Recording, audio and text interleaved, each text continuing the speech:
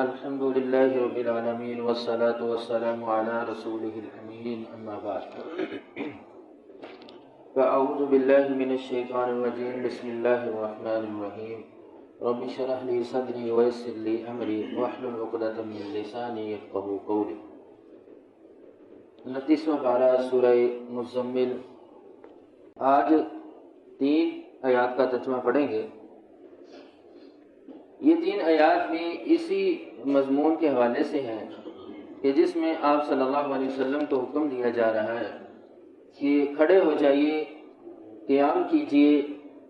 اللہ کے سامنے اور اپنے آپ کو مضبوط بنائیے۔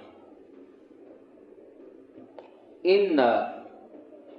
بے شک ہم، نسبت اللہ تعالیٰ کی طرف، اِنَّا بے شک ہم، سنلقی ان قریب ہم ڈالیں گے، سنلقی ان قریب ہم ڈالیں گے، علیک آپ پر، اے نبی آپ پر،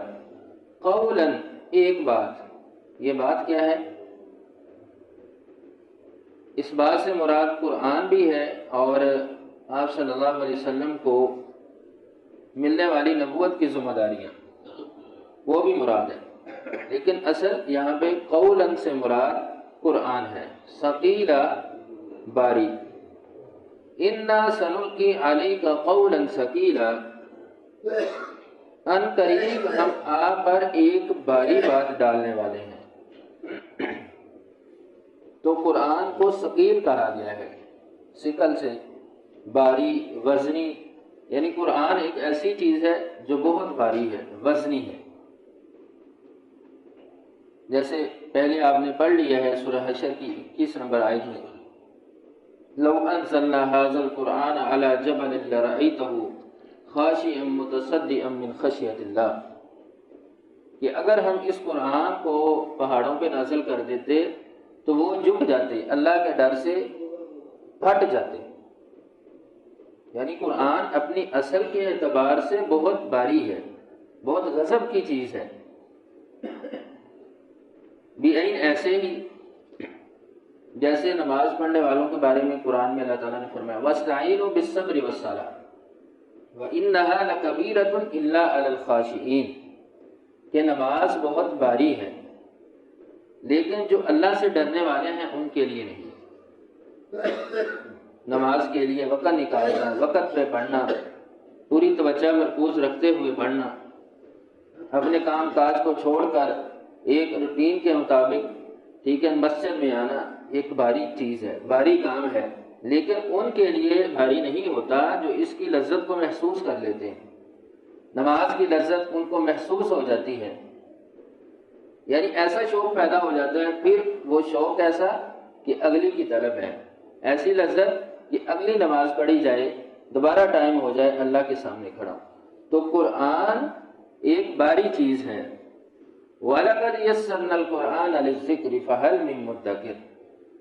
جو قرآن کو سمجھے گا شوق سے، دل جمی سے،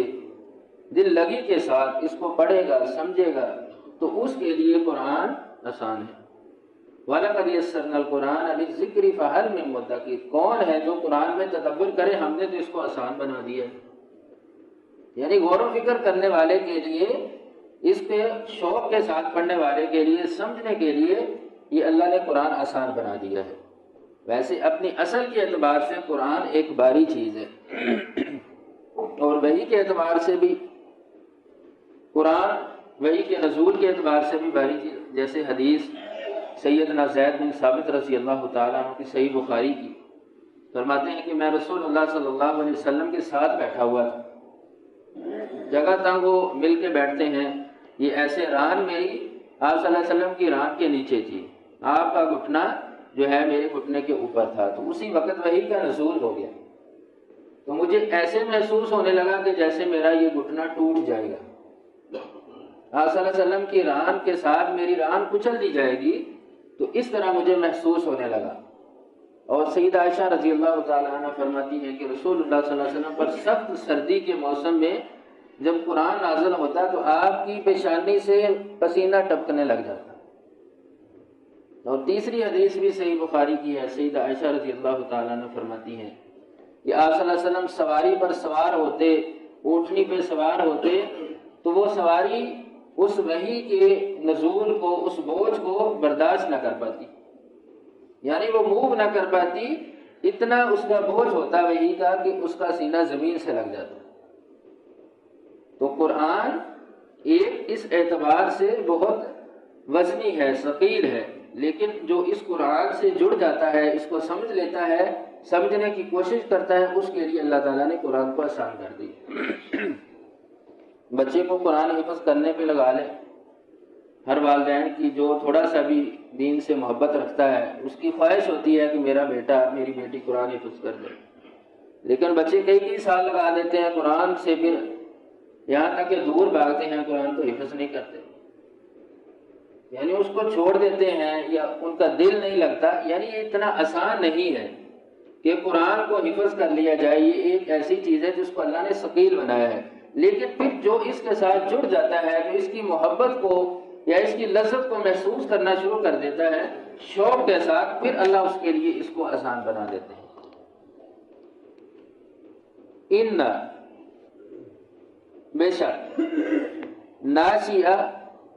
رات کو اٹھنا اللیلی رات کو، ان ناشیۃ اللیل بے شک آپ کا رات کو اٹھنا، یہ عمل یعنی رات کو اٹھنے کا عمل، اشد بہت سخت ہے، وطئن کچلنے کے اعتبار سے، واقوم اور درست ہے، قیل بات کے اعتبار سے۔ ان ناشئۃ اللیل ہی اشد وطئا واقوم قیلا، بے شک آپ کا رات کو اٹھنا اشد وطئا بہت زیادہ سخت ہے کچلنے کے اعتبار سے، اور بہت زیادہ درست ہے بات کے اعتبار سے۔ ناشیہ کہتے ہیں کہ جیسے بیج زمین سے نکلتا ہے، ایک باریک سی کونپل ہوتی ہے، وہ ایسے ٹیڑھی ہوتی ہے، اور ناشیہ سو کر اٹھنا، جیسے وہ کونپل ایسے محسوس ہوتا ہے جیسے سوئی ہوئی ہے، جب سیدھی ہوتی ہے تو وہ اٹھ جاتی ہے۔ تو ناشیۃ اللیل کے رات کو سو کر اٹھنا یعنی اللہ کے سامنے کھڑا ہونا، ہی اشد یہ بہت سخت ہے، وطئن وط یعنی کچلنا، کسی چیز کو پاؤں کے تلے رون دینا، تو یہ نفس کو کچلنا، رات کو اٹھنا، نفس کو کچلنا، یہ بہت سخت ہے، یہ ہر کسی کے لیے آسان نہیں ہے کہ جب رات کو بندہ اٹھے، بستر کو چھوڑ دے، اللہ کے سامنے کھڑا ہو جائے، قرآن کی تلاوت کرے، اللہ کا ذکر کرے، تو یہ ہر کسی کے لیے آسان نہیں ہے، یعنی یہ بہت مشکل کام ہے۔ جو یہ کر لیتا ہے وہ اپنے نفس کو کچل لیتا ہے، وہ اپنے آپ کو درست کر لیتا ہے۔ وَأَقْوَمُ قِيلًا اور بات کے اعتبار سے بھی درست ہے کہ جب بندہ رات کو سو کے اٹھتا ہے تو اس کا ذہن فریش ہوتا ہے، اس وقت جو بات وہ یاد کرتا ہے، پڑھتا ہے، وہ اس کے ذہن میں نقش ہو جاتی ہے، کیونکہ دین کے جھمیلے ایسے ہیں کہ بندہ اس میں کوئی بات اچھے سے یاد نہیں رکھ پاتا۔ وہ وقت ایسا ہوتا ہے جب اکیلا ہے، اللہ کا معاملہ اور اس بندے کا معاملہ ہے، اکیلا ہے، اس کا اٹھنا بھی فقط اللہ کے لیے ہوتا ہے، کوئی اس میں دکھاوا نہیں ہے، کوئی کسی کے لیے نہیں ہے، یا کسی کو دکھانے کے لیے کہ میں اٹھا ہوں، عبادت کر رہا ہوں، میں یہ کرتا ہوں، نہیں، صرف اللہ کے لیے اس کا اٹھنا ہوتا ہے کہ اللہ کے لیے اٹھا ہے اور اللہ کے لیے عبادت کر رہا ہے۔ تو یہ ایک ایسا نسخہ اللہ نے دیا ہے، ایسا مجرب نسخہ کہ جس سے نفس کچل دیا جائے اور اس کی درستگی ہو جائے، یعنی جو گناہ ہے، جو اس کے اندر شر ہے، وہ ختم ہو جائے، اس کا معاملہ رات کو اٹھنا خالصتاً اللہ کے لیے ہوتا ہے۔ وَأَقْوَمُ قِيلًا اور بات کے اعتبار سے بھی درست ہے کہ جب اس وقت کوئی چیز یاد کی جاتی ہے، اتنی مضبوط ہوتی ہے کہ بات کو کرنے میں پھر کوئی بھی کمی بیشی نہیں ہوتی۔ بندے کا جب بات اچھے سے یاد نہ ہو تو اس کو بیان کرنے میں اس کا کانفیڈنس لوز ہو جاتا ہے، وہ اچھے سے اس کو بیان نہیں کر پاتا، بتا نہیں سکتا۔ جب مضبوط ہوگی تو پھر اس اعتبار سے بھی وہ اقوم ہوگا، درست ہوگا۔ ویسے بھی یہ وہ وقت ہوتا ہے جس میں رسول اللہ صلی اللہ علیہ وسلم نے فرمایا کہ رات کا آخری حصہ، اس وقت اللہ تعالیٰ آسمان دنیا پہ آتے ہیں اور بندے سے کے لیے اعلان کرتے ہیں کون ہے دعا کرنے والا، دعا کرے میں اس کی دعا کو قبول کروں، مانگنے والا مانگے میں اس کو عطا کر دوں، بخشش والا دعا کرے بخشش کی میں اس کو بخش دوں۔ یعنی اللہ تعالیٰ اعلان کرتے ہیں، یہ وہ وقت ہوتا ہے جس میں اللہ دعا کو قبول کرتے ہیں۔ بغوی کی روایت میں آتا ہے کہ اللہ تعالیٰ 3 بندوں سے خوش ہوتے ہیں، ان کی طرف دیکھ کر مسکراتے ہیں۔ ایک وہ بندہ جو اس وقت کھڑا ہو جاتا ہے، یعنی اپنے نفس کو کچل لیتا ہے اور اپنے آپ کی جو نفس ہے اس کو مار کر اللہ کے سامنے کھڑا ہو جاتا ہے، مشکل کو برداشت کرتا ہے، اللہ تعالیٰ اس بندے کی طرف دیکھ کے خوش ہوتے ہیں۔ اور دوسرا جو صف کو درست کرتا ہے، صفوں میں درستگی لاتا ہے، اللہ اس بندے کی طرف دیکھ کے خوش ہوتے ہیں۔ اور تیسرا وہ بندہ جو جہاد کے میدان میں صف بندی کو درست کرتا ہے، ڈسپلن، یعنی یہ چیزیں ڈسپلن سکھاتی ہیں، ضبط، کہ کس طرح اصولوں پر چلنا ہے۔ اور یہ 3 ایسے اوقات ہیں کہ جن میں دعا بھی قبول ہوتی ہے۔ رسول اللہ صلی اللہ علیہ وسلم نے فرمایا کہ اللہ دعا رد نہیں کرتے، جو جہاد کے میدان میں کرے، جو اس وقت کرے جب صف بندی ہو رہی ہے، اقامت ہو رہی ہے، یا اس وقت کرے جو رات کا آخری حصہ ہے، تہجد کا وقت۔ تو یہ وہ اوقات ہیں کہ جس میں اللہ تعالیٰ کے ساتھ ایک بندے کا تعلق مضبوط ہوتا ہے۔ ان بے شک لکا آپ کے لیے فی النہاری دن میں سبحن مشغولیت ہے، طویلہ لمبی۔ ان لکا فی النہار سبحن طویلہ، بے شک اے نبی آپ کے لیے دن میں طویل یعنی لمبی مشغولیت ہے، دن کو کام کاج ہے۔ سبحن